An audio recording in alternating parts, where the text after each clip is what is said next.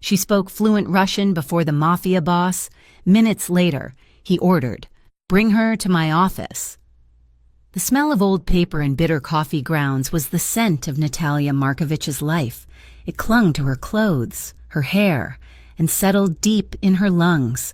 She worked at Midnight Reads, a small, struggling book cafe tucked away on a street where the streetlights were more often broken than lit. The neighborhood was a mosaic of decay and resilience, of brick facades crumbling onto sidewalks where families still pushed strollers. The cafe itself was cozy, a small island of warm light and mismatched armchairs. But Natalia, wiping down the espresso machine long after the 8 o'clock closing rush should have ended, knew its truth. The ledgers were written in red ink, and the owner, Barry, kept the lights dim to hide the water stains on the ceiling. Natalia was the quiet one, the polite one. She moved with an efficiency that made her almost invisible, her dark hair pulled back in a tight, severe bun, her gray sweater worn thin at the elbows. She smiled at customers, but the smile never quite reached her eyes.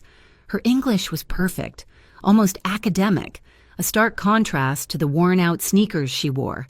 Anyone paying attention could see she was overqualified to be steaming milk and shelving used paperbacks.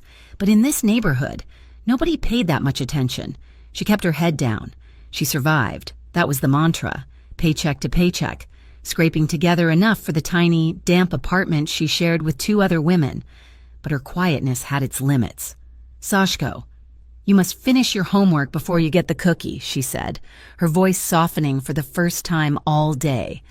A small boy with wide, serious eyes looked up from a tattered math book at a corner table. He was maybe 7 years old, his hair a pale blonde mop. He gave her a gap-toothed grin. His mother, Irina, sat across from him, her hands twisting a napkin in her lap, her gaze constantly flickering toward the door. Irina and Sashko were her regulars. They came in every afternoon at 4, sharing 1 cup of tea and a single pastry between them for 2 hours. They spoke Ukrainian in hushed tones, and Natalia understood the fear radiating from Irina like a cold draft. They were undocumented. They lived in the shadows, just as she did, though perhaps their shadows were deeper. Natalia was fiercely protective of them. She gave Sashko the day-old cookies for free and always let them slip out the back door if a police car cruised by too slowly. They were part of her small, fragile ecosystem. Tonight, that ecosystem was about to be shattered. "Natalia, thank God you're still here." Barry, the owner, burst through the front door, his face pale and sweating despite the autumn chill. "I need you to stay. Private party. Big tip." They said big tip. Natalia's stomach tightened. She hated the private parties. They meant men who drank too much and looked at her too long. "Barry, my shift ended an hour ago. Please," he begged, not meeting her eye. "These guys, they're not the kind you say no to. They booked the whole place. 9 o'clock until close. I'll give you 50% of the service charge. 50%. That would cover her share of the electricity bill." She nodded, her shoulders slumping. "Fine." The men arrived at 9:15. They did not look like the usual clientele. They wore expensive suits, tailored dark wool that cost more than her rent for 6 months. They smelled of rich cologne and expensive leather. They moved with a heavy, deliberate confidence, their whispers hushed, their eyes scanning the room, the exits, the street. Natalia, clearing tables, caught the subtle bulk beneath their jackets, the unmistakable outline of weapons. Her ingrained politeness took over. She brought them espresso, whiskey, and plates of pastries they barely touched. She kept her eyes on the floor, her movements small and quiet. Irina and Sashko were still in their corner, trapped. They had tried to leave when the men arrived, but one of the men at the door, a thick-necked brute, had shaken his head, motioning for them to stay put. He didn't want anyone leaving. Natalia tried to catch Irina's eye, to signal them toward the back kitchen door, but it was too late. The men had spread out, taking every table. One of them, a man in a pinstripe suit with a face like a bulldog, was clearly drunk. He was louder than the others, his laughter grating. He spotted Sashko. "Hey," the man slurred, pushing back from his table. "What's this kid doing here?" This is a private joint." He lurched toward their table. "What you writing, kid? Homework?" Irina stood up, her body trembling, trying to pull Sashko behind her. "Please, sir, we're just leaving." "The man," Vinny laughed. "Leaving? Nah, sit down, have a drink." He reached out, his thick, clumsy fingers closing around Sashko's thin upper arm. The boy froze, a tiny, silent gasp of terror. Irina cried out, a small, choked sound. Something inside Natalia snapped. The years of quiet, of keeping her head down, of surviving, it all evaporated. "Ne trogaj jego." Her voice cut through the smoke and low murmurs like breaking glass. It was not loud, but it was absolute. She spoke in fluent, sharp Russian, her accent perfect, cold and commanding. The entire cafe went silent. Vinny, the drunk man, froze. His eyes widened, confused. He looked from Natalia to the boy, his grip faltering. He didn't understand the words, but he understood the tone. Natalia stepped directly in front of Vinny, close enough to smell the sour whiskey on his breath. She looked him dead in the eye. "Ya skazala odpusti jego," I said. "Let him go." She placed her hand over his, her grip surprisingly strong, and deliberately peeled his fingers off Sashko's arm. She pulled the boy behind her, shielding him with her body. "On Rebanok," she said, her voice dangerously low. "He is a child. You will not touch him." Vinny stared, his drunken haze pierced by the sheer, unexpected authority radiating from the quiet waitress. He looked around for support, but his companions were watching, their faces grim. He'd made a scene. He'd drawn attention. He mumbled an apology in broken English and stumbled back to his chair. Natalia kept her eyes on him for 1 second longer before turning. Her hand was gentle on Sashko's back. "Idite domoy," she whispered to Irina, nodding toward the kitchen. "Go home, through the back, now." Irina grabbed her son's hand, tears streaming down her face, and fled without a word. The silence that followed was heavier, charged. Natalia could feel every eye in the room on her back. She turned slowly, her heart hammering against her ribs so hard she thought it might break. In the darkest corner booth, a man sat alone. He had not moved, had not spoken during the entire confrontation. He was tall, even sitting, with dark hair swept back from a strong forehead. He wore a simple, impeccably tailored black suit and a white shirt. No tie. He was unnervingly calm, his hands resting on the table. He hadn't been drinking. He had just been watching. As she met his gaze, a slow, thin smile touched his lips. It did not reach his eyes. His eyes were a pale, piercing gray, and they saw everything. He spoke in the same language she had used. His Russian was flawless, cultured, with an edge she recognized from a life she had buried. "Eto bilo krabro." That was brave. Natalia's blood turned to ice. It was one thing to speak the language. It was another to be understood by a man like this. He looked away from her, switching to perfect, unaccented English.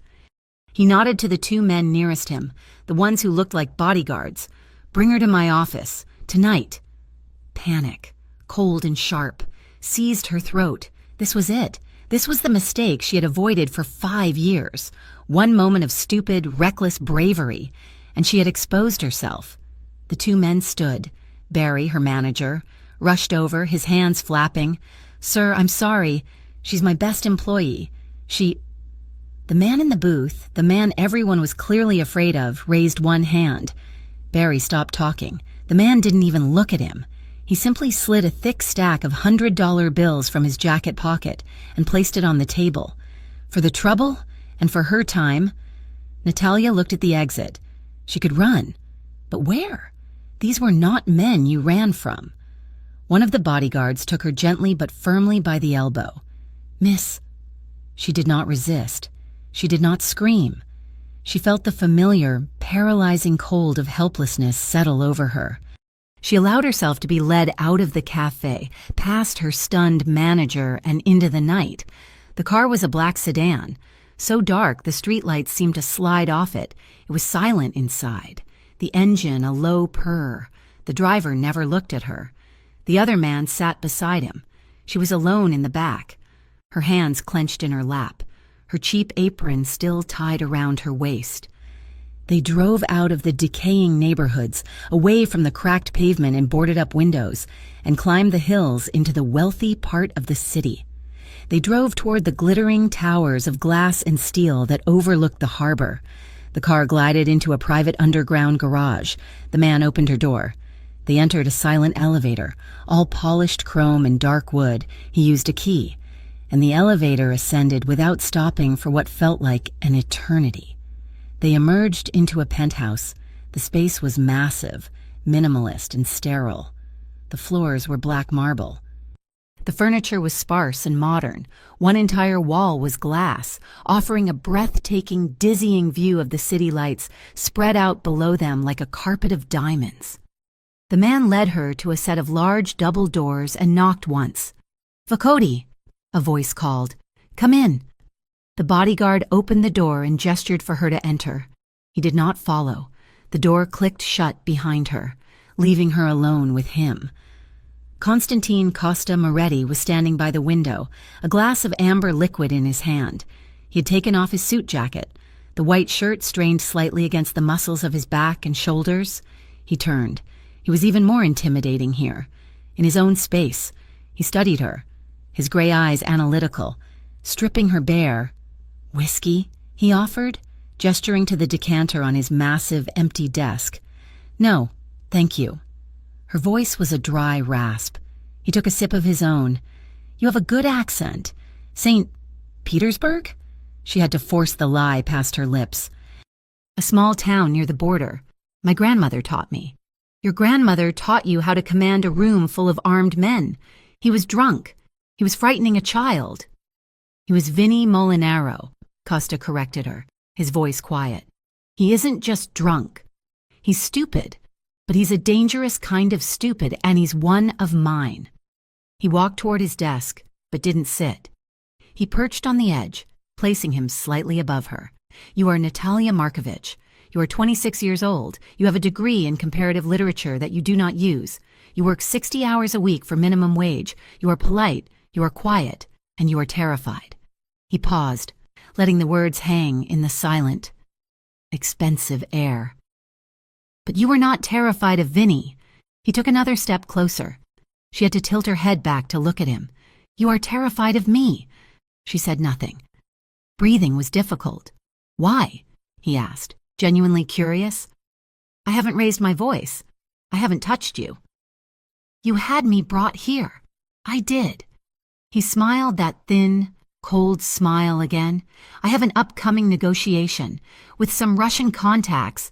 They are difficult. They think they can cheat me because my regular translator is no longer available. They think I won't catch the nuance, the insults hidden in compliments." He circled her, slowly, like a predator inspecting a new curiosity in its territory. "But you will," he continued. "You caught Vinnie's intent instantly. You have poise, and you speak the language like a native, not just any native, an educated one." He stopped in front of her again. "I have a job for you, Natalia, a temporary one. You sit in a meeting, you listen, you tell me exactly what they are saying, not what they want me to hear, what they are saying." He named a salary for one night's work. It was more money than she made in an entire year at the cafe. "And protection," he added, as if it were an afterthought, "from men like Vinnie, from men like me. No strings attached." He paused, his eyes glinting. Yet, the fear in her chest was so profound it almost choked her. This was the world she had escaped. This was the life that had broken her. These men, with their quiet commands and easy violence, were the reason she hid in a book cafe. To accept his offer was to step back into the cage. Her voice was barely a whisper, but it was firm. "No." Costa raised an eyebrow. He clearly was not a man who heard that word often. "No, no," she repeated, louder. She felt a hysterical bubble of adrenaline. "I want to go home. You can't keep me here. I did not do anything. You embarrassed one of my men. You showed a skill you shouldn't have, in a place you shouldn't have been. You did many things, Natalia. I want to leave." He studied her for a long, heavy moment. She expected him to yell, to threaten, to grab her. He did none of those things. He simply nodded. Very well. He gestured to the door. You can go. She stared, bewildered. It was not a trick. Just go? I'm not in the business of kidnapping waitresses, he said, his voice laced with faint amusement. I'm in the business of making offers. You declined. The car will take you home. She did not trust it. She backed away, her hand on the doorknob. His eyes followed her, but he did not move. She pulled the door open. Half expecting the bodyguards to be waiting, the hall was empty. She walked quickly, her sneakers squeaking on the marble. She did not run. She rode the elevator down, her body shaking so hard she had to lean against the wall. The same silent driver was waiting. He held the back door open for her. The ride home was silent. He dropped her at the corner of her street.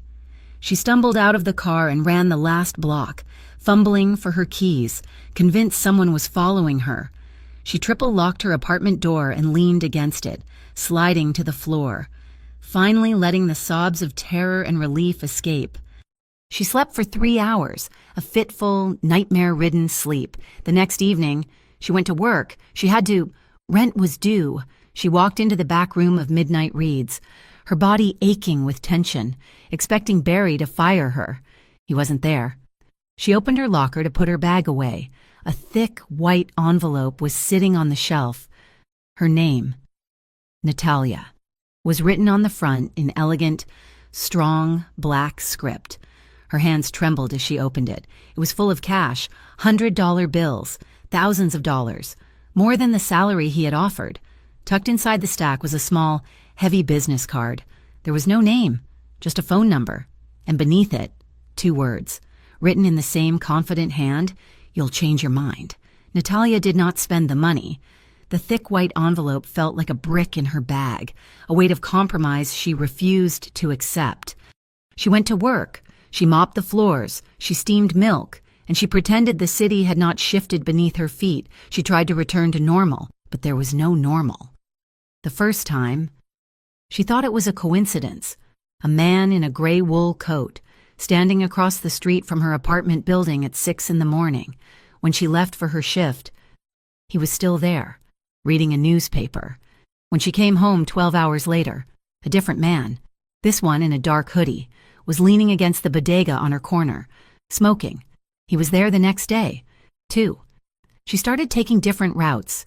She would get off the bus 2 stops early and walk through a crowded market, her heart pounding, her keys clutched between her fingers. But she would still catch a glimpse, a flash of a dark hoodie in the reflection of a shop window, the sound of footsteps just a little too evenly paced behind her. Then, Irina and Sashko vanished.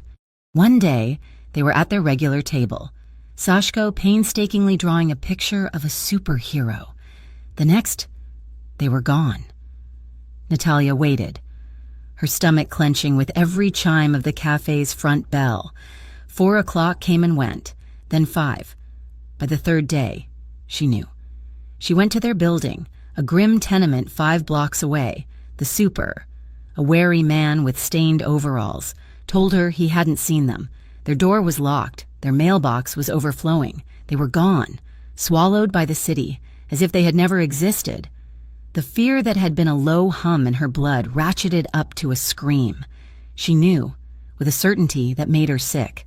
This was not a coincidence.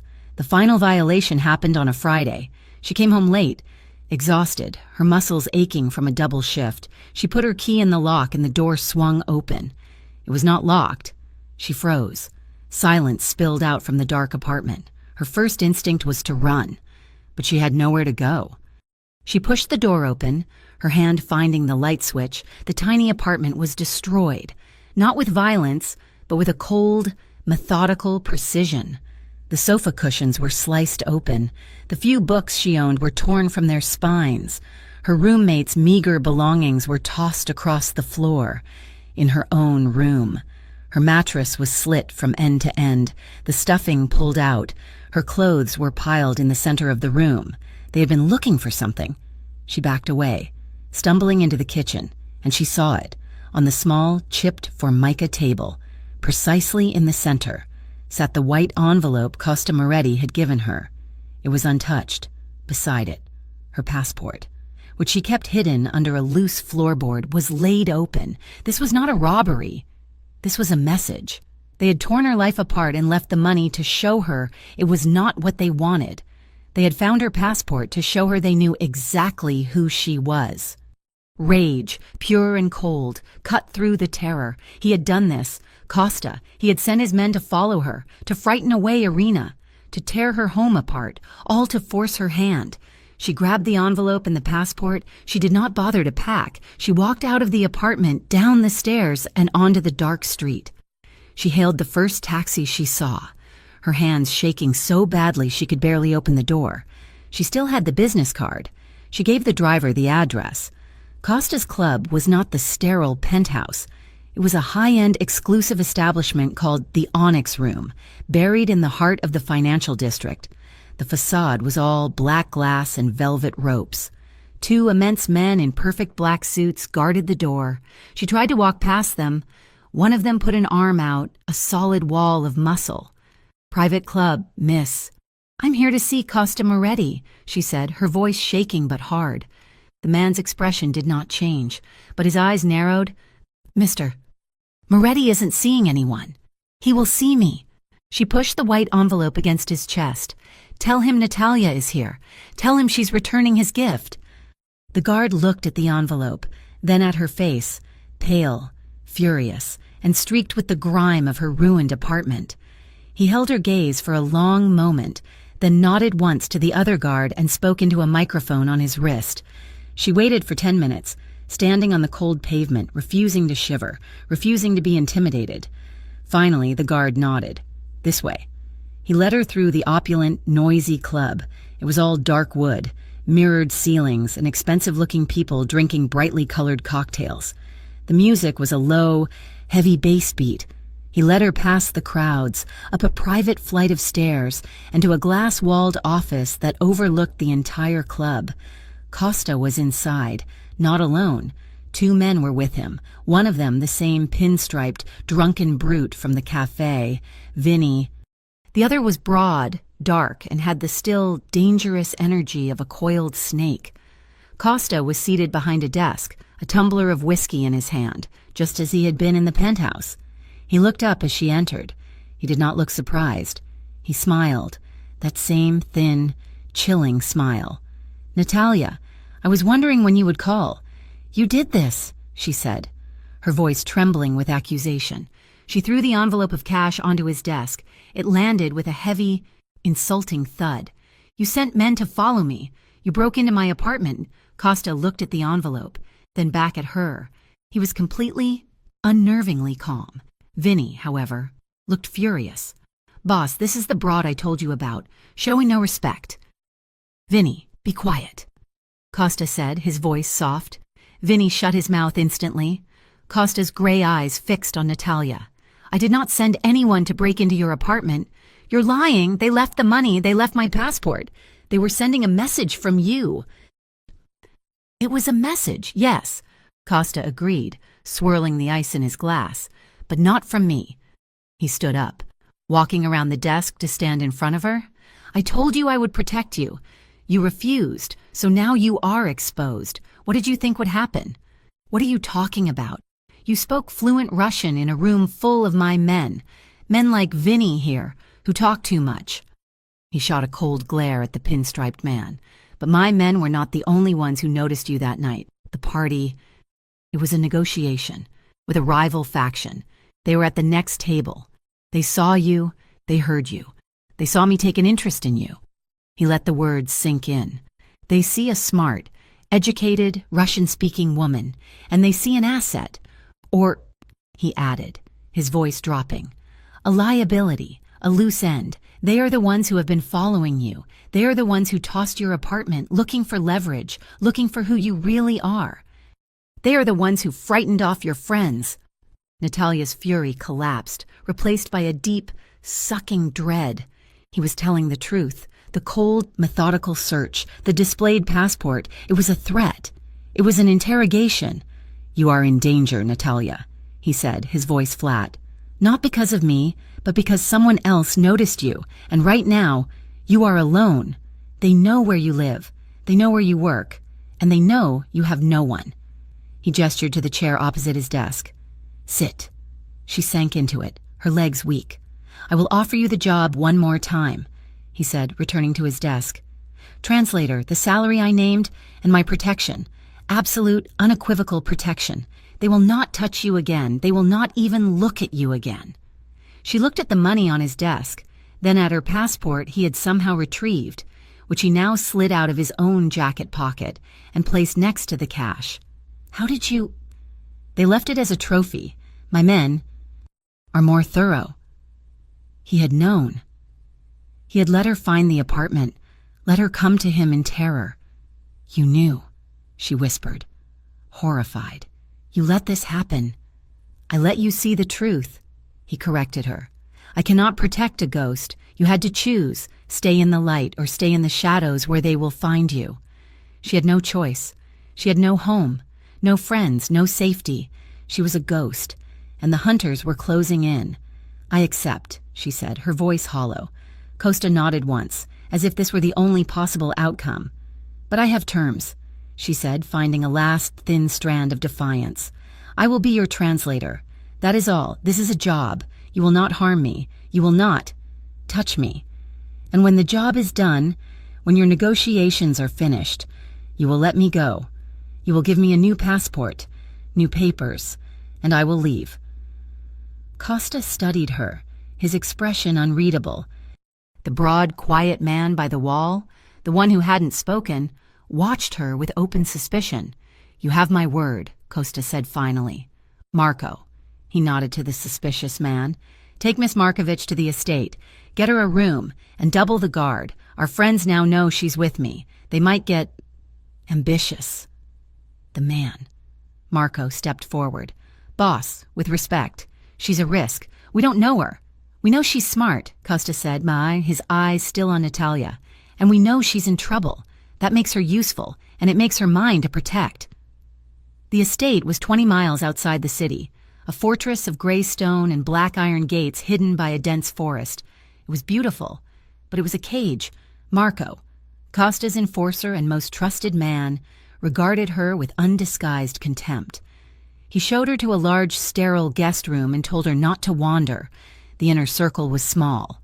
There was Marco, the enforcer, Vinny, the fool, an older, sharp-eyed woman named Sophia, who ran the finances and looked at Natalia like she was a stain on the carpet. They ate dinner in a vast, silent dining room, Costa at the head of the table. Natalia sat in silence, eating food she could not taste. The meeting was 2 days later. It was held in the estate's library, a room paneled in dark wood, the air thick with the smell of old leather and Costa's cigar smoke. 4 men sat across the table. They were hard men, their suits expensive, their faces bearing the cold, flat expressions of the Vori from her past. Natalia sat at Costa's right hand. Her instructions were simple. Listen to everything. They spoke in Russian, their words polite, full of false pleasantries. They were offering Costa a new shipping route, a way to move his product up the coast, avoiding federal patrols. It was a generous offer, too generous. One of them, the leader, a man with pale blue eyes and a scar on his chin, smiled at Natalia. "Your new translator is much prettier than the last one. Costa, a lovely new asset." Costa smiled back. "She is very effective." Natalia listened. She listened to the way they conjugated their verbs. She listened to the slang they used, a specific regional dialect from the Black Sea, and she listened to the joke the leader made. "Be careful with this route," he said, "or your goods might end up baptized." It was a trap. Baptized was street slang for being seized, the goods dumped in the water, but he'd used a specific, obscure turn of phrase. He wasn't just warning of a risk, he was stating a fact. They were giving him a route they knew was compromised, a route that would lead Costa's men directly into a federal ambush. They were setting him up to be arrested, or worse. The pretty new asset comment, they were testing to see if Costa's focus was on her instead of the deal. Costa was about to agree. He was leaning forward, a look of satisfaction on his face. Natalia had to move. She couldn't speak, not in Russian. She deliberately knocked her glass of water, spilling it across the table, away from the papers. "Prostit," she gasped. "I'm so sorry, As Costa and the others stood back, she grabbed a napkin, under the guise of wiping the desk near Costa. She whispered in English, her voice frantic and low. "It's a trap. The route is a setup for the feds. They called it baptized. They're planning to baptize your men." Costa's body went completely still. His eyes, which had been on the mess, flicked to her. He saw the genuine panic in her face. He saw the certainty. He slowly sat back down. The Russians were watching, their smiles thin and annoyed by the interruption. Costa's entire demeanor changed. The friendly negotiator was gone. He leaned back in his chair and put his hands behind his head, his gray eyes turning to ice. "Gentlemen," he said in English, forcing them to strain for the meaning, "I appreciate the offer, but I think I will decline." The Russian's smiles vanished. "Decline?" the leader asked, his Russian suddenly sharp. "All pleasantries gone? I don't like getting my feet wet," Costa said. "The meeting is over. Marco will show you out." The air in the room dropped 10 degrees. The Russians stood, their faces dark with fury. The trap had failed. They knew. Somehow. He had been warned. Their eyes flicked to Natalia, and she felt a cold dread. They knew. They left, their threats veiled but clear. The library was silent for a full minute after they were gone. Marco stood by the door, his eyes on Natalia, his suspicion now mixed with a grudging respect. Costa poured 2 glasses of brandy from a decanter on the sideboard. He walked over to Natalia, who was still standing, her hands trembling. He handed her one of the glasses. "You did well," he said. It was the first time his voice had held any genuine warmth. He was looking at her differently. He was seeing her. That night, she couldn't sleep. The house was too quiet. She wandered downstairs and found Costa in the great room, standing before a massive fireplace where a low fire crackled. He heard her, turning as she entered. "Can't sleep." "No." She walked closer, drawn to the heat. She was still wearing the clothes she'd been given, a simple silk blouse and dark trousers. But she felt exposed. She took a sip of the brandy he'd left for her on the mantel. He was just watching her. His gaze was intense, analytical. It tracked from her eyes to the nervous way she held the glass, and then, for a split second, to her hairline. She instinctively raised a hand to a spot near her temple, where her hair usually hid the faint, silvery white line, a scar. It was one of many. He spoke, his voice so soft it was almost lost to the fire. "Someone hurt you." It was not a question. It was a statement. Natalia froze. The glass in her hand trembled. All the air left her lungs. The polite, quiet waitress, the sharp translator, both of them dissolved, leaving only the terrified girl who had run from Odessa. She said nothing. She couldn't. Costa didn't press. He didn't ask who, or when, or how. He looked back at the flames, his profile hard and unforgiving in the orange light. He didn't touch her. He didn't move from his spot, though he was very close. She could feel the heat radiating from his body, a solid, dangerous presence next to her. The air between them was tight, charged with everything unsaid. "I don't break women," he said to the fire. "I break men who do." She looked at him then, truly looked at him. He was a monster, a killer, a man who lived in the darkness she had tried so hard to escape. But in that moment, his quiet, brutal promise was the only thing in the world that felt safe. The chemistry was there, simmering beneath the surface, a dangerous, unspoken thing. They were both waiting. She was waiting to see if he was a different kind of monster. And he, she realized, was waiting for her to stop being afraid of him. Her life was no longer measured in coffee cups and closing shifts. It was measured in hushed meetings in Costa's library, in late-night drives in the back of a silent, armored sedan, and in the constant, low-level hum of danger. She was, in effect, working full-time for Constantine Moretti. Her role began as translator, but it bled into something more.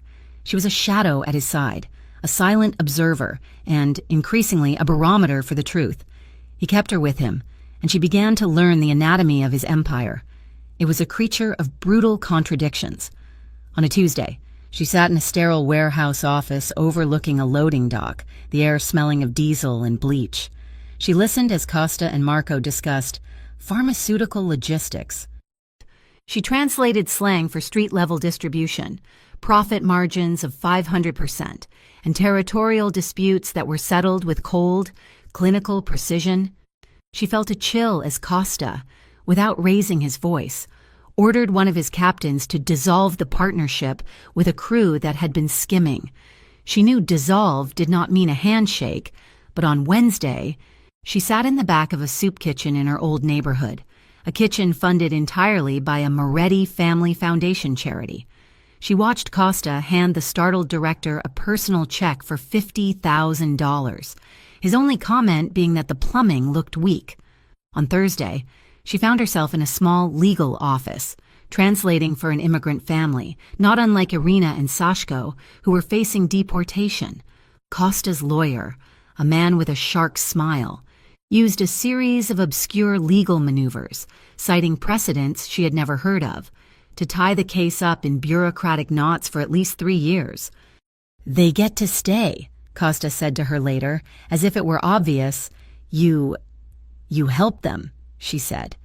Still processing the blatant legal manipulation, Costa took a long drag from a thin cigar, the smoke curling around his head.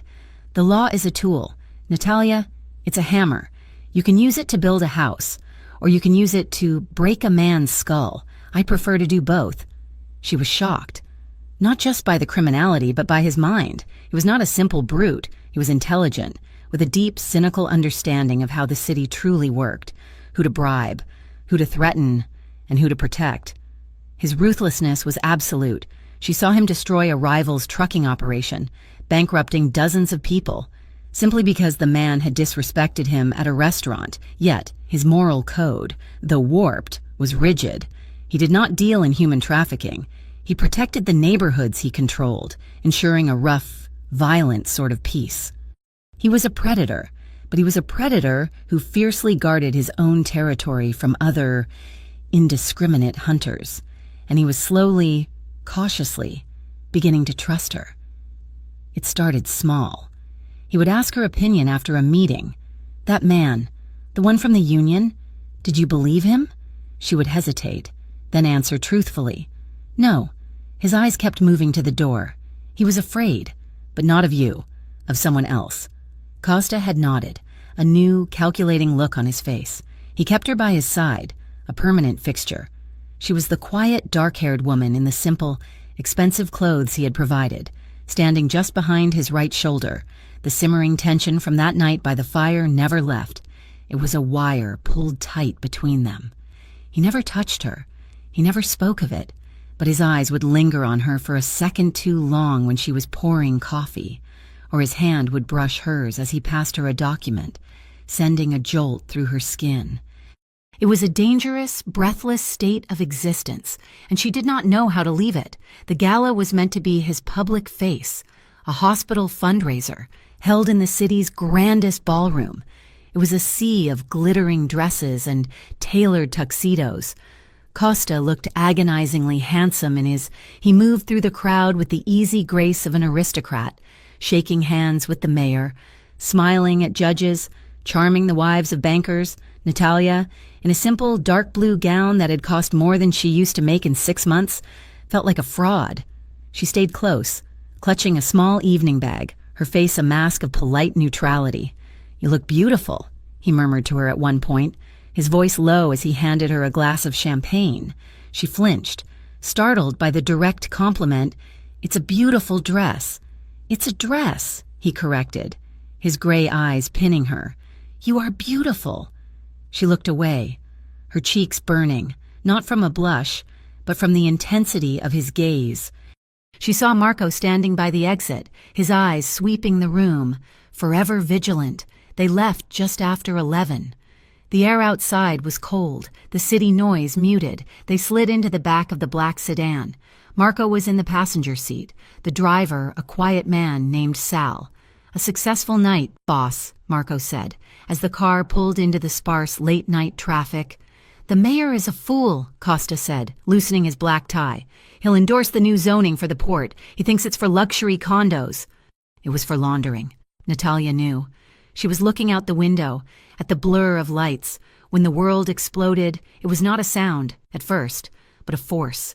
An immense, violent impact slammed into the side of the car, throwing her sideways, her head cracking against the armored window. The sedan spun, tires screaming, metal shrieking against metal. Another impact, from behind, a pit maneuver. The car was a trap.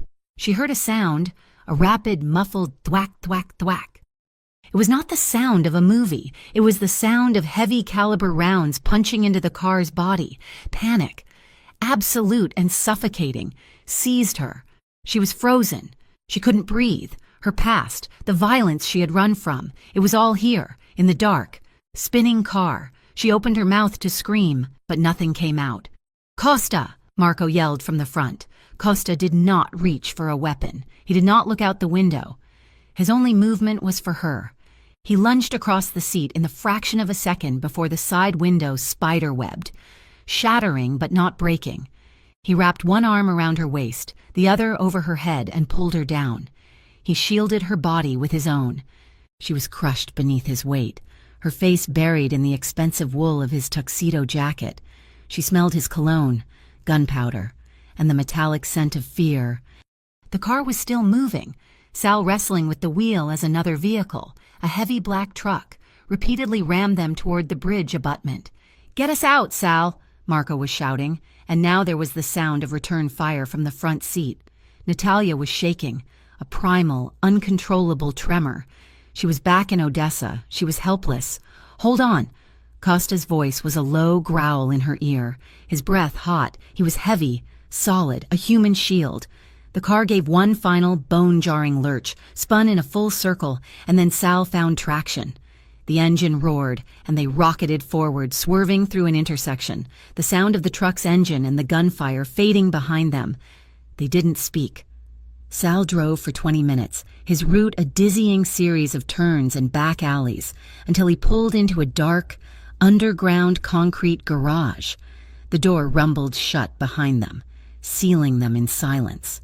"We're clear," Marco said, his voice tight. Costa did not move for a long moment.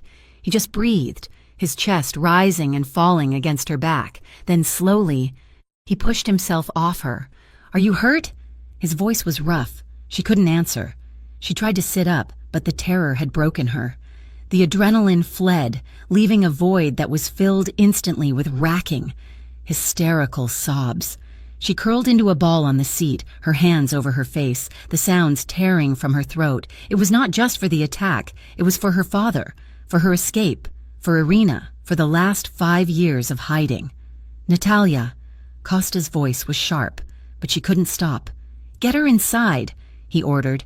He opened the door and lifted her out as if she weighed nothing. He carried her through a steel door into a small, windowless apartment, a safe house. It was furnished with a couch, a table, and nothing else. He set her on the couch. "Marco, Sal, get a new car. Sweep the perimeter. Find out who?" Costa commanded. The men vanished. He was alone with her. She was still shaking, her teeth chattering, her breath hitching. He disappeared for a second and returned with a glass of water. He knelt in front of her. "Drink," he said.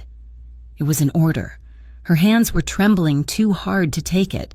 He sighed, a sound of deep frustration, and put the glass down. He did not comfort her with words. He reached out and, with a gentleness that seemed impossible for him, he brushed the hair from her face. His thumb moved to her cheek, wiping away the tears. His touch was rough, his skin calloused, but it was steady. "You're safe," he said, his voice flat. She looked at him, her vision blurry. He was alive. He was here. He had covered her. He saw the tiny fragments of glass glittering in her hair from the shattered window. He began to pick them out, one by one, his movements careful, almost clinical. He took her hands, which were clenched into white-knuckled fists, and uncurled her fingers, holding them firmly in his own. His hands were warm and strong. The simple, grounding touch broke her. She lunged at him. It was not a seduction. It was a desperate, primal need to affirm she was alive. She grabbed the front of his shirt, pulling him toward her, and crashed her mouth against his. It was a clumsy, desperate collision. Her teeth hit his. She kissed him with all the fear and panic and desperate relief that was choking her. For a second, Costa was completely still, shocked by her sudden violence. Then, with a low groan, he responded. His mouth claimed hers. It was not gentle. It was a kiss of possession, of anger, of surviving death. His hand moved from her face, tangling in her hair, holding her head steady as he deepened the kiss. It was raw, and it was passionate, and it was exactly what she needed. She tasted the faint trace of champagne and whiskey on his tongue, felt the scrape of his stubble against her skin. She clung to him, her body still shaking, but for a different reason now. He kissed her like he was staking a claim, branding her, his other arm wrapping around her waist, pulling her tight against his hard chest. The air in the room was electric, the shared trauma igniting the tension that had simmered for weeks. And then, just as suddenly, he stopped. He gripped her shoulders and pushed her back, not roughly but with an undeniable finality. She stared at him, bewildered, her lips swollen, her breath coming in gasps. His own breathing was heavy. His gray eyes were dark, almost black, with a desire that terrified and thrilled her. His knuckles were white where he gripped her. "Not when you're scared," he said, his voice a harsh rasp. He stood up, turning his back to her, and ran a hand through his hair. He was putting a wall back up, one she had just shattered. He had wanted her. She knew that, but he had refused to take her when she was vulnerable. He had refused to be the monster she expected. They sat in the sterile safe house for the rest of the night, not speaking. He took the single chair. She stayed on the couch, watching him. The gray morning light finally filtered through the garage door. The adrenaline was gone, leaving only exhaustion and a strange, terrible clarity. He had saved her, and he had respected her. He had earned the truth. "My father?" she said, her voice sounding loud in the concrete room. Costa turned, his expression wary. "My father was a fixer," she said, the words spilling out, dry and emotionless. "For the Bratva in Odessa, the Russian Mafia. He wasn't important, but he was useful." She stared at her hands as she spoke. "When I was 19, they made an alliance with another family. Part of the deal was me, an arranged marriage to the boss's son, a man who liked to hurt things. I refused." She looked up, meeting his eyes.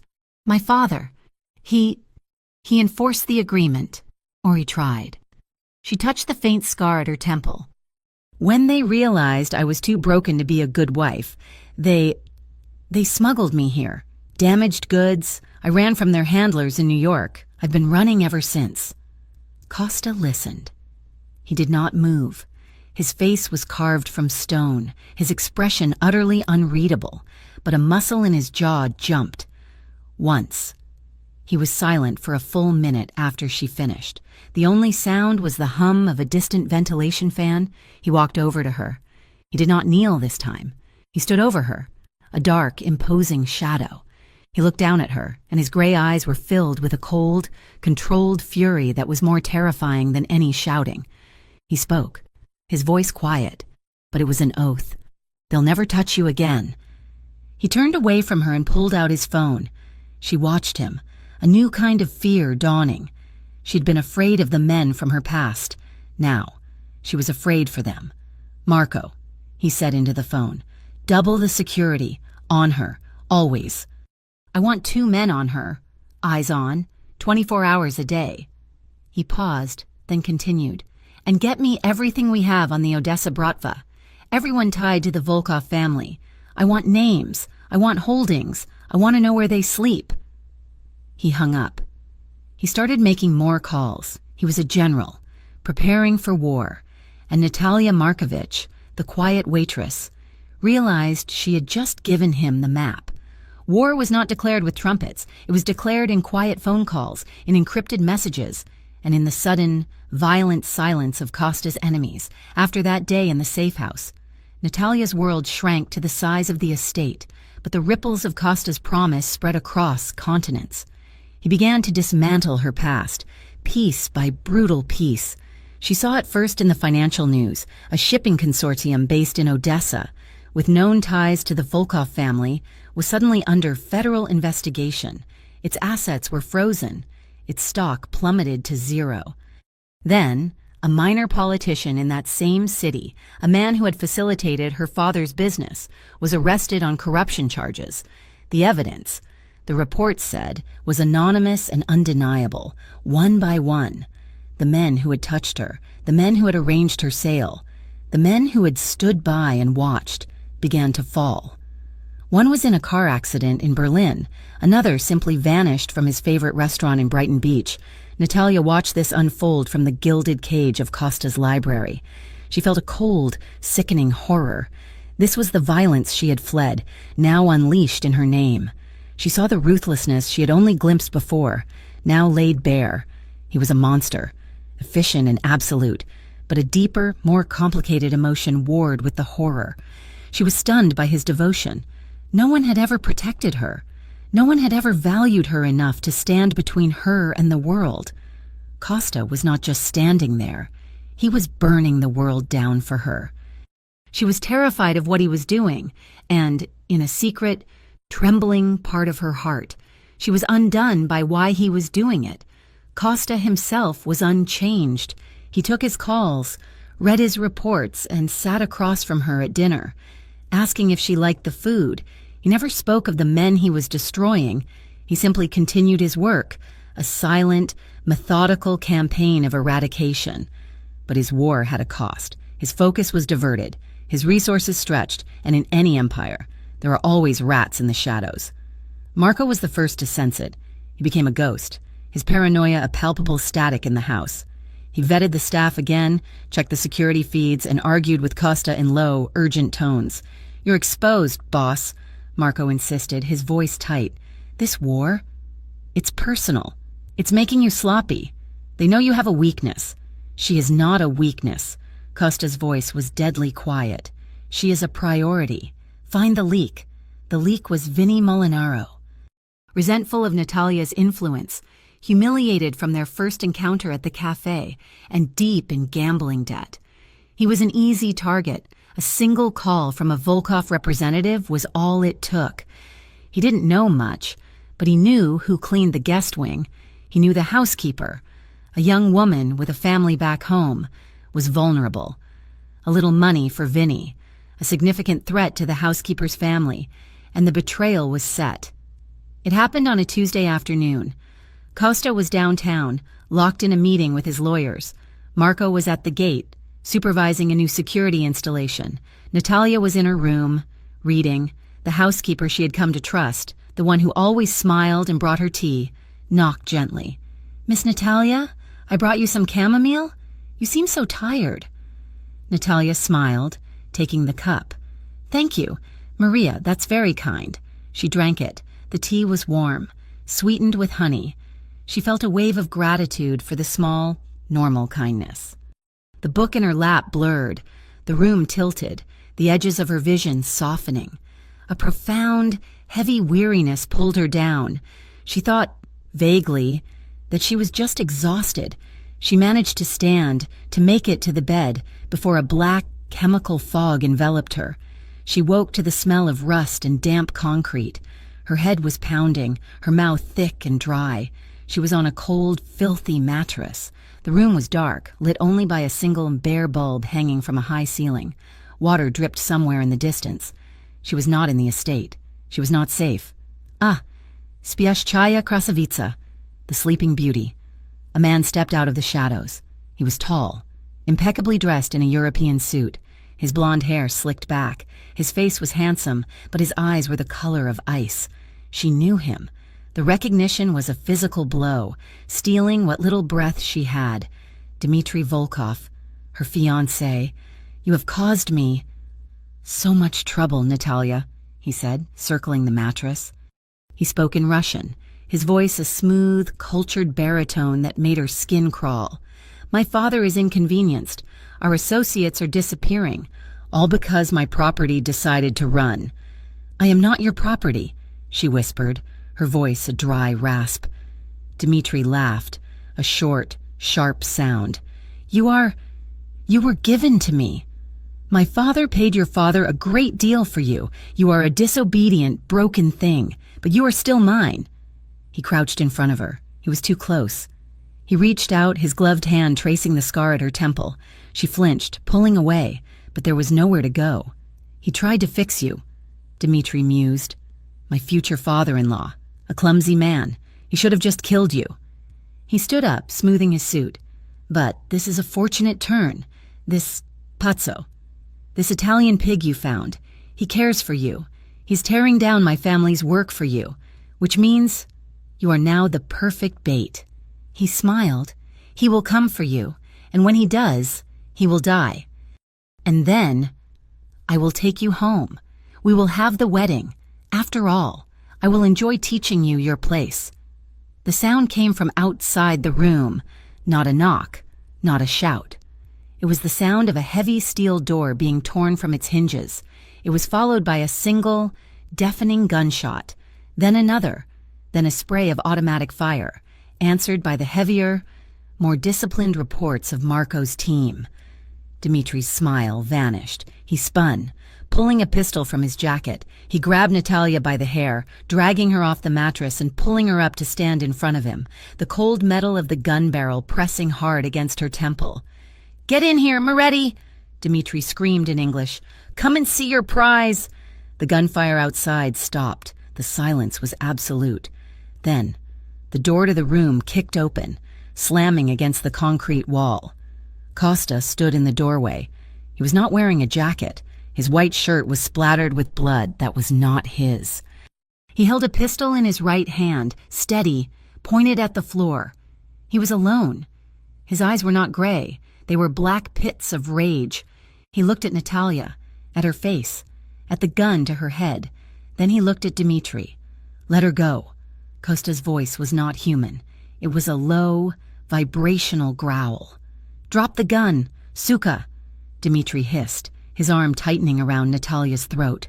"Or I will paint the wall with her brain." "You touch her," Costa said, taking one slow step into the room. "And there is no hell deep enough to hide you." "I said drop it." Costa did.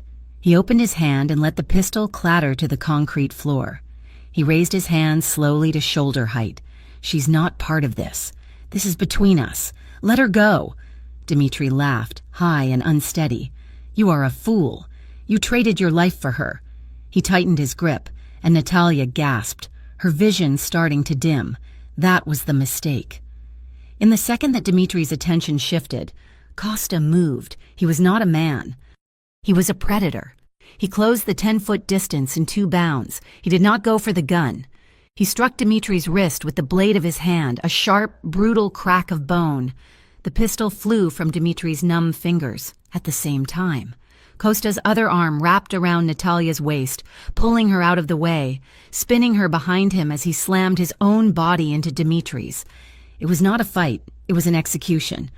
Costa's hands, the hands that had gently brushed glass from her hair, the hands that had held hers in the safe house, closed around Dmitri's throat. He lifted the taller man off his feet and slammed him against the concrete wall. Dmitri's feet kicked uselessly. He clawed at Costa's wrists, his eyes wide and bulging with terror. "You don't touch her," Costa snarled, each word punctuated by another sickening impact as he slammed Dmitri's head against the wall. Natalia was on the floor, gasping for air, watching in frozen, abject horror. This was the man who had promised to break the men who hurt her. He was keeping his promise. He held Dmitri there until the kicking stopped, until the man's hands fell to his sides. He held him for 10 seconds after that. Then he let him drop. Dmitri Volkov crumpled to the floor like a puppet with its strings cut, his neck at an unnatural angle. Costa stood over the body, his chest heaving. He was covered in sweat, his shirt torn. He did not look at the man he had just killed. He turned to Natalia. She saw the monster, blood spattered and breathing hard, and she saw the man who had come through a building of gunfire for her. He took a step. Natalia. The room spun. The face of the man who had saved her blurred with the face of the man who had just killed. The concrete floor rushed up to meet her. She collapsed into the darkness. She woke up in a bed she did not recognize. The sheets were clean, high-thread count linen. The room was vast, minimalist, and one entire wall was a window overlooking the city lights, the penthouse. She was clean. She was in a simple silk nightgown. There was a glass of water on the nightstand. Costa was sitting in a low armchair in the corner of the room, near the window. He was not sleeping. He was just watching her. He was clean, too. He wore a simple black t-shirt and dark pants. His hands were resting on his knees. He looked exhausted, but his eyes were sharp. "You're safe," he said. His voice was raw. She sat up, the sheet pooling in her lap. She was not afraid of him, not anymore. She was just tired. "How long?" "A full day. You were in shock." She looked at him, the man who had killed for her, the man who had sat a vigil in her room for 24 hours. "Dimitri said I was property." Costa's jaw tightened, but he said nothing. "He said I was his. My father said I was his. All my life. I have been someone's property." She met his intense gaze. "I can't do this. Costa, I can't be this. This prize. I can't live in your beautiful cage, waiting for the next person to come and claim me. I can't do this unless I feel free." He was silent for a long time. He just looked at her, and she had no idea what he was thinking. Finally. He stood up and walked to a desk in the corner. He opened a drawer. He pulled out 2 items and walked back to her bed. He placed them on the nightstand next to the water. One was a set of keys. "This penthouse. It's yours. It's not the estate. It's not my fortress. It's in your name, legally. No one can enter but you." The other was a passport, a new one, Canadian. In it, her picture. The name was one she did not recognize. "It's real," he said. "Good for 10 years. There is an account tied to it with enough money to go anywhere, to be anyone. You can walk out that door right now, and no one will stop you. Not me, not my men. You are free." She looked at the keys. She looked at the passport. Her freedom, everything she had ever wanted, handed to her by the most dangerous man she had ever met. She looked up at him. He stood there, vulnerable, waiting. He had just given her the only weapon that could truly destroy him, the choice to leave. She did not pick up the passport. She did not pick up the keys. She held out her hand. After a moment's hesitation, he took it. His fingers were warm, his grip sure. She pulled him gently, urging him to sit on the edge of the bed. He did, his body tense, as if he were afraid to break her. "You're wrong," she whispered, his brow furrowed. "About what?" "You're not a monster. You're just mine." She leaned in, and this time there was no fear. There was no desperation. There was only choice. She kissed him, slowly, softly. It was a kiss of gratitude, of understanding, of acceptance. He shuddered, a deep tremor running through him. He did not kiss her back, not at first. He just let her kiss him. His eyes closed. Then his hand came up, not to her hair, but to her face. His thumb traced the line of her jaw. His touch reverent. He kissed her back. A slow, deep kiss that held all the unspoken words, all the violence, all the protection. "Natalia." He breathed against her lips, his voice thick. She drew back, just enough to look at him. She saw the man, not the boss. She saw the scars on him, the ones on his soul that matched hers. She began to unbutton the top button of his shirt. He watched her, his eyes dark, questioning. She undid the next button. Her fingers brushed the warm skin of his chest. He stopped her hand, lacing his fingers with hers. "Taimoya," he murmured, his voice a low, rough rasp. He spoke in Russian, the language of her past, but he made it the language of her future. "Tolko yesli ti sama etogo kochesh." "You're mine, only if you choose to be." She looked him in the eye, her choice absolute, made in the face of all the violence and all the devotion. She brought his hand to her lips, kissing his knuckles, the ones that had saved her. "I choose you," she answered. Constantine Moretti had changed, and the city knew it. The whispers started in the back rooms of social clubs and spread to the street corners. The boss had gone soft. He was spending his nights in the penthouse, not at his clubs. He was seen with a woman, a quiet, dark-haired shadow who never left his side. He was consolidating, yes, but he was also cleaning. He'd shut down 2 of his oldest rackets, operations he deemed too dirty, and was pouring money into legitimate real estate. His rivals, the old guard who saw tradition as power, smelled blood in the water. They saw a lion in love, and to them that was a lion with a leash. The call for a peace summit of the 5 families was inevitable. It was proposed by the Heir family, a group Costa had always distrusted, as a way to re-establish territories and ensure a peaceful spring. Costa saw it as a performance. "We go. We drink their bad wine. We lie to each other and we go home," and he told Natalia, scanning the invitation in his office. "It is a show of strength. We must attend." "You don't trust them," she said.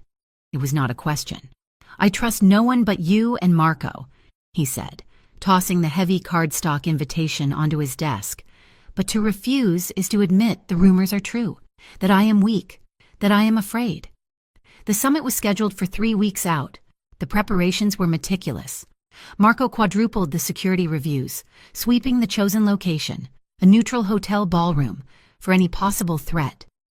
Natalia, meanwhile, had become the gatekeeper to Costa's life. She reviewed his correspondence, his financial reports, his logistical manifests. She had a mind for patterns, a skill honed by years of surviving in the shadows. It was late, a week before the summit, when she found it. Costa was asleep. She was in his office, reviewing a stack of shipping reports from a new import-export business he was building. He had glanced at them earlier and dismissed them. Just customs forms, Moya Zvezda, nothing. But something bothered her. A manifest for a shipment of Italian olive oil. The container numbers were listed, followed by their weight, but one container's numbers were off. It was a sequence, not a random assignment. She looked closer, her blood running cold. It was not a shipping code. It was a date and a time.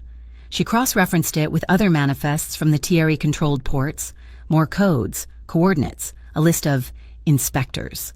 It was a coded message, hidden in the mundane, detailing a full-scale betrayal. The list of inspectors was a hit team.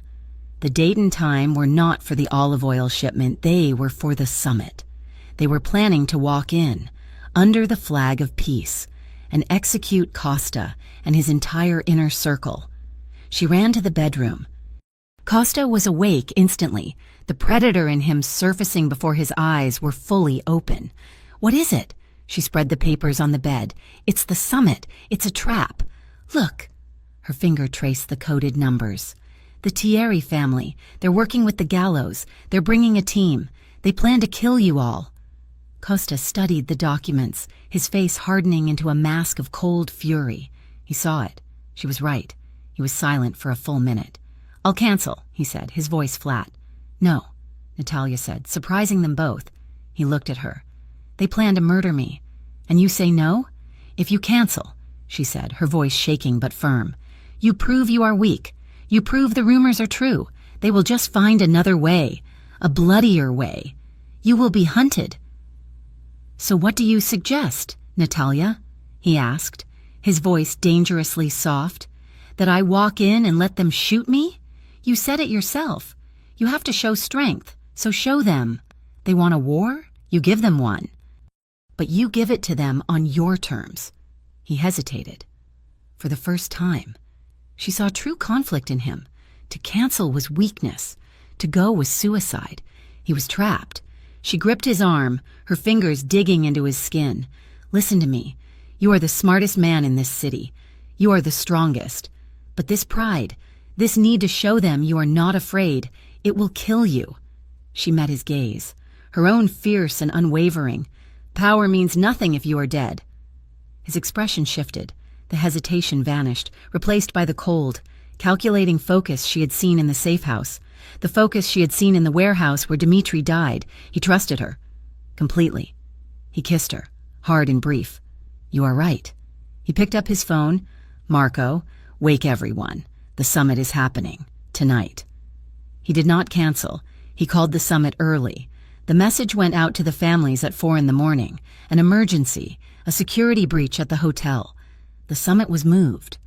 The new location was an abandoned cathedral on the industrial side of the river, a massive, crumbling stone structure that Costa's family had owned for 50 years. It was a trap. The families arrived just before dawn, their cars gliding into the fog-shrouded courtyard. They were furious at the change, but they came. To refuse Costa's emergency summons would be a sign of their own weakness. The heads of the 5 families and their top enforcers met in the cavernous nave, the air cold and smelling of damp stone and candle wax. Costa stood at the altar, Natalia at his side. Marco was by the main door, his eyes dark. Costa's men were not visible. They were in the choir loft, on the scaffolding in the dome, hidden in the confessionals. "My apologies for the dramatic change in venue," Costa began, his voice echoing in the vast space. "But I received a credible threat. It seems someone has a problem with peace." The Thierry and Gallo bosses exchanged a nervous, predatory glance. They thought he was making an excuse. They thought he was scared. "Perhaps the threat is from within." "Costa," Thierry said, his voice oily. He reached inside his jacket. "You're right," Costa said. "It is." That was the signal. Marco slammed the heavy oak doors shut, the boom echoing like a cannon shot. The Thierry and Gallo men pulled their weapons, but Costa's men opened fire first. The cathedral erupted in a deafening roar of gunfire. It was not a chaotic firefight. It was a precise, brutal, one-sided extermination. Gunfire rained down from the choir loft. Men who had been praying for Costa's death were met with a divine, violent judgment. Costa did not move from the altar. He pushed Natalia behind him, shielding her as he drew his own weapon and fired 2 calm, measured shots, ending the Gallo boss's life. It was over in less than 90 seconds. The Thierry and Gallo families were eliminated. The other 2 family bosses, who had cowered behind the pews, were pale and shaking. Costa had consolidated his power in one bloody morning, but the victory was not clean. As the smoke cleared, Costa looked to the door. "Marco?" Marco was slumped against the wall, his hand pressed to his chest. He had taken 3 rounds meant for the men by the door. "Boss," Marco choked out, a bloody smile on his face. "Told you. They were sloppy." He slid to the floor. Costa rushed to him, but it was too late. His most loyal man, his oldest friend, was gone. Natalia felt a cold sickness. The violence was overwhelming. She backed away from the altar, stumbling toward a side exit, needing air. She pushed open a small door and found herself on a side street. Just as the sun was beginning to rise, a woman was walking her child to a bus stop. They were laughing. One of the Thierry gunmen, who had only been wounded, burst from the same door behind Natalia. He saw her, saw Costa's woman. He raised his pistol. Natalia saw the gun. But she also saw the child, not 10 feet away, frozen in terror, directly in the line of fire. She did not think. She ran, not away from the gun, but toward the child. She shoved the little girl and her mother to the pavement, covering the child with her own body. She heard the gun fire, the sound flat and ugly in the morning air. She heard a bullet sing past her ear, striking the brick wall just where her head had been. Before the gunman could fire again, a shot from the doorway ended him. Costa stood there, his gun smoking, his face a mask of absolute, unadulterated terror. He looked at the bodies in the church, at Marco, and now at Natalia, who was trembling on the ground, shielding a screaming stranger. The aftermath was silent. Costa sat in his penthouse office, the sun now high, the city moving below as if the world had not just been remade. Natalia was sitting on the sofa, a blanket around her shoulders. She had a long, shallow graze on her upper arm where the bullet had nearly found her. Costa looked at his hands, the hands that had just ordered the deaths of a dozen men. "I'm done," he said, his voice hollow. She looked up. "Done? The game." He gestured to the city. I consolidated power. I am the king. And for what? Marco is dead. You were almost shot, saving a child because of a war I started. He stood and walked to the window, staring down. I wanted to clean things up, but you can't. You can't clean blood. You can only paint over it. I'm done painting. He turned to her, his eyes clear and resolved. I want something new, something legal, something clean, something that doesn't put you in the line of fire. Natalia knew he meant it. She saw the exhaustion in him, the cost of the crown. She had helped him win his war. Now, she would help him find his peace. She stood and walked to him, taking his hand. Then we burn it. Burn it? You can't just walk away. Costa, they won't let you. But you have something they want, something everyone wants. She thought of her past, of the men who had hurt her, the men he had destroyed. The Volkov family, the Russians. You cut off the head, but the body is still moving. They're traffickers. They move women, Costa, like they tried to move me.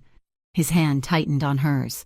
You have all the data from your war, she continued, her voice gaining strength. The shipping lanes, the contacts, the bank accounts. You can't give it to the local police, but you can give it to someone bigger.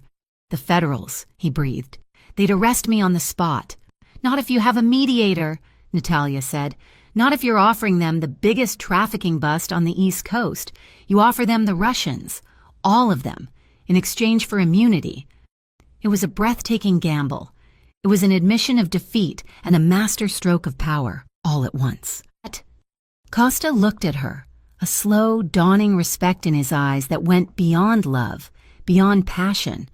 He saw his partner. Find him, Costa said. Find the mediator. 2 days later, they sat in a sterile conference room in a federal building. It was just Natalia, Costa, and one man, the mediator.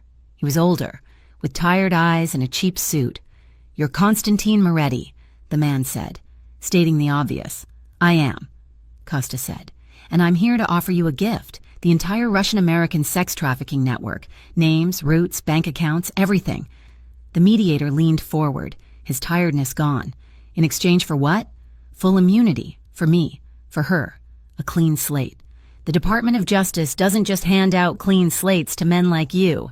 Then you don't get the traffickers, Costa said, leaning back. You get a few street-level runners. I'm offering you the head. The men who buy politicians, the men who own judges. I'm offering you the men who hurt her. He nodded to Natalia. The mediator looked at her, then back at Costa. He saw the truth. I can't promise full immunity, the mediator said, but for this? For the Volkov network? I can promise to negotiate. Partial immunity, witness protection, a new life, but you'll have to give us everything and you'll have to testify. Costa looked at Natalia. She nodded once. We'll take it. Costa said, dismantling an empire is not a clean process. It is a butchering. Costa learned this in the weeks that followed his deal with the Federals. His authority, once absolute, was now seen as a betrayal. He sat in the main office of the estate, the one he was already in the process of selling. Across from him sat his last 3 loyal captains. These were men who had survived the cathedral. Men whose families had served the Morettis for 2 generations. You're selling the Onyx Room, one of them, a heavy-set man named Paulie, said. His voice was flat, disbelieving. You're dissolving the transport lines. The business is changing, Costa said, his voice quiet. He looked at the men. He saw their confusion, their anger. He had been their king, and he had just abdicated. The old way is over. The Federals are watching. The deal is in place. We are moving everything into legitimate properties. Legitimate properties? A younger captain, Rocco, scoffed. Rocco had been Marco's protege. His eyes were full of a hot, bitter grief. We're not accountants, Costa. We're family. Marco died protecting that family, and you're... What? You're turning us into real estate agents? Marco died protecting me, Costa corrected him, his voice hardening. He died so I could live. This. He gestured to the ledgers. The for sale contracts. Is how I'm choosing to do it. It's the woman, Paulie said. Not as an accusation, but as a simple fact. She's changed you. Yes, Costa said without hesitation. She has. The old way is done. I'm offering you a new one. It's clean. It's safe. Your children won't have to look over their shoulders. Take it or leave it. Polly and the other captain, old and tired, eventually nodded. They would take the buyout. They would manage the new properties. But Rocco stood. He died for nothing. Rocco whispered, his voice shaking. You're spitting on his grave. You're not a boss. You're just her puppet. He turned and walked out. The slam of the heavy oak door echoing like a gunshot in the silent room. That same afternoon, Natalia met with the federal mediator, Agent Klein. They sat in the sterile conference room, Costa conspicuously absent. He's upholding his end, Klein said, shuffling papers. The data he's provided it's a game changer. The Volkov network is collapsing. We're rolling up assets from here to Berlin. That was the agreement, Natalia said simply. Yes, but now we have to talk about the blowback and about you. Klein leaned forward, his tired eyes trying to convey sincerity. When this goes public, every man Costa ever crossed, every Russian who isn't in a cell will be coming for him. And they'll come for him through you. We are offering you full placement in the Witness Protection Program, a new name, a new life, Idaho. Maybe you'll be a librarian, you'll be safe. He slid a pamphlet across the table. Natalia looked at the picture of a smiling, generic family in a sun-drenched suburb. She thought of her tiny, damp apartment. She thought of the book cafe. She thought of the penthouse. I've had a new life before, she said, pushing the pamphlet back. It was called hiding. It was cold, and I was always afraid. You won't be afraid in Idaho, Miss Markovich. You'll be protected. No, Natalia said, standing. She thought of Costa, of the man who had killed for her, the man who was burning his own world down to build a new one with her. I ran once, from Odessa. I won't run again. I'm staying with him. Klein sighed. That's a death sentence. No, she said. It's a choice. When she told Costa, he was silent for a long time. He looked out the penthouse window, at the city he had once owned. Then Natalia Markovich has to die, he said. It was the only way. If she wouldn't take the government's protection, she would take his. The plan was cold and efficient. The FBI, eager to keep their star witness happy, agreed to cooperate. 2 days later, a small encrypted news file was leaked to the underworld. A car, registered to a Moretti-owned shell corporation, had gone off a pier in the industrial district. It had burned, submerged, and was unrecoverable. The passenger, listed on a federal watch list, was Natalia Markovich. The Russians, what was left of them, were satisfied. She was a loose end, now tied. The old families were also satisfied. The woman who had made the boss soft was gone. A week later, the second bomb dropped. Footage taken from a secure federal facility was released. It showed Constantine Moretti, clean-shaven in a simple gray shirt, sitting at a table. He was calmly, methodically handing over ledgers, data drives, and photographs to federal agents. He was talking. He was naming names. He was, in the undeniable language of their world, a rat. The betrayal was public, absolute, and final. He was a dead man, walking. There was only one loose end left. Peace was a strange, hollow feeling. Costa had sold the estate. He had sold the penthouse. He and Natalia were living in a small, secure and anonymous apartment downtown, waiting for the federal deal to be finalized. They were ghosts. It's almost over, he said one night. They were standing on the small balcony, the city lights a distant, blurry promise. One more thing, she said. What's that? Midnight Reads, the book cafe. It's still there, boarded up. I know, he said. The bank seized it after Barry left. I want to see it. One last time, she said, before we go. Before we become whoever we are next. He knew it was a risk. He was the most wanted man in the city, by both the law and the lawless. But he looked at her, at the woman who had refused to leave him, and he nodded. The cafe was a skeleton. The windows were covered in plywood. The street was dark, the lamps broken. It was the same decaying neighborhood, untouched by the shining city on the hill. Costa picked the lock, the click sounding loud in the silence. They stepped inside. The air was stale, smelling of dust and mildew. Moonlight cut through the cracks in the boards, illuminating the ghost of their first meeting. The empty shelves, the overturned tables. "This is where I first saw you." Costa's voice was a low rumble in the dark. "You were terrified, but you were brave."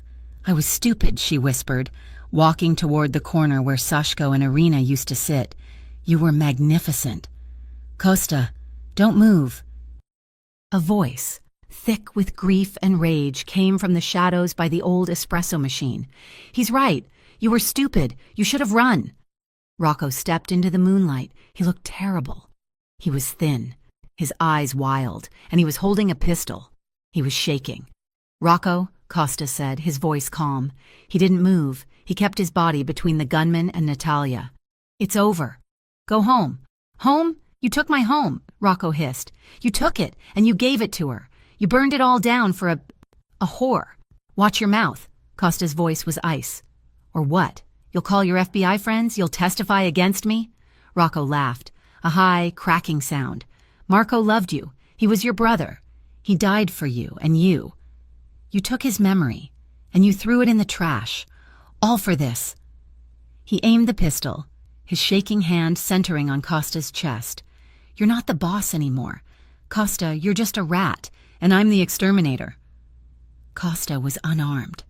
He had given up his weapons as part of the deal. He was a dead man. "You're right," Natalia said. Her voice cut through the tension. It was sharp, clear and cold. Rocco's head snapped toward her. His hatred was so profound, his eyes narrowed. You did this. Which? You took him from us." "He's not your boss," Natalia continued, taking a small step to the side, away from Costa. Her eyes were locked on Rocco's. "He's not your brother. He's a man. Marco didn't die for this. This game. He died so Costa could live. He died for a choice." "Shut up," Rocco screamed, his gun wavering, moving from Costa to her. He was unraveling. He had no choice. "You took it. And you are going to undo it?" she pressed, her voice rising, filling the small, dead space.